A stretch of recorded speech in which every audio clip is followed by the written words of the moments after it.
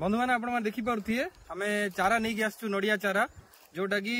तार साइज देखी पारे के बड़ अच्छी यहाँ भी साइज देखूँ ता सहित यहाँ मुझे माने ग्रिप रे धरची देखी पारे के मोटा अच्छी एमती ही नड़िया गछ माने चारा बाछिला बेले एमती ही बछा जाए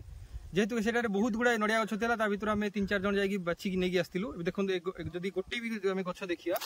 आर देखो ये जो मुठे आम धरचे ये केते मोटा अच्छी ग्रिप ता सहित ये नड़ियाटा भी केते अच्छी ये सुखिकी एतिकी तो ये कंचा थिला बेले बहुत बड़ थी आ सुखिकी तार गछ बाहर ता सहित ये जो गछ भी हेल्दी अच्छी आर आउ 4-5टा पत्र अच्छी ता सहित ये ग्रिप भी भल अच्छी आईटा देखिए केते बड़ नड़ियाटा गोटे केते टाइम पड़छ नड़िया ये बर्तमान आम आनलु 35 टଙ୍କା आनलु